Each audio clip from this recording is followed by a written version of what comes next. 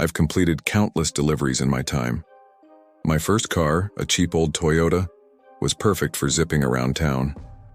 One Friday or Saturday night, I was working the closing shift until 12 a.m., as the store stayed open later on weekends. Towards the end of the night, around 11 p.m., my boss Mario, always the one to provide delivery details, assigned me an order for a single pie to be delivered to a woman named Karen. Oddly, this delivery was a bit out of the ordinary, about a 15-minute drive away from the usual local orders. I expected a better tip for the longer distance. As I headed to the address, listening to my usual playlist, I reached the block and parked in front of a small house. Lights were on in one of the rooms on the first floor. As I approached the door, a woman from the house next door shouted that the pizza was for them, as there was a mix-up with the address. I walked over, knocked on the main door, and after a delay, a woman in her mid-40s named Karen finally answered. What followed was a bizarre and uncomfortable encounter, as both women flirted with me, making me feel awkward and shy. They invited me in for wine, and despite my hesitation, I agreed. The situation took a dark turn when they suggested showing me something in the basement. My imagination ran wild, but reality was far from it. As I descended, I thought I saw movement, possibly a person's arm. Alarmed, I stepped out demanding payment for the pizza. To my surprise, a towering man appeared in the adjacent room saying, "Let's just make this easy." I fled, leaving the pizza behind, and locked myself in the car. The man attempted to open the door, knocked on the window, but I sped away, grateful to escape whatever trap awaited me. Back at work, I reported the incident to my shocked boss and called the non-emergency number to inform the police. It was a chilling experience, and I thanked my lucky stars I didn't discover what awaited me in that basement. This story, told by Alec J. Tardy, serves as a stark reminder of the unexpected dangers lurking during seemingly routine deliveries.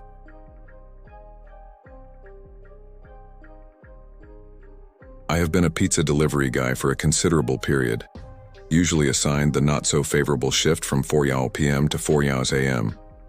I live in a relatively small town, surrounded by solitude, where typically there's about one murder per year. However, last month was an exception, with 3 consecutive murders, an event that cast a shadow of fear over our community. Working during the night in such a quiet town is usually a monotonous and routine task, but those 3 deaths had cast an eerie sense of fear over all of us delivery drivers. It was as if the normality of our routine had been disrupted by the unsettling presence of something dark and unknown. It was probably 1 a.m., and the crew was reduced to just me, another delivery driver, a cook, and our young and understanding manager in his mid-20s. Fear hung palpably in the air, but what made everything more sinister was the fact that night, the town seemed quieter than usual, as if the darkness had swallowed every sound. After completing all the cleaning tasks, prompted by the surprisingly calm evening, an order finally came through. I happened to be the lucky one chosen to deliver this pizza down a dirt road, shrouded in darkness and isolation. I had never delivered to that area, but I knew it was about 16 kilometers from my residence, and along those 4 secluded kilometers of road, there would be only about 5 houses. I loaded the pizzas into my car and ventured down the dim path. The dirt road, engulfed in darkness, seemed to have taken on a life of its own. The faint glow of my car's headlights cut through the darkness, but every shadow seemed to conceal sinister secrets. The thought of the recent murders loomed like a weight on my mind.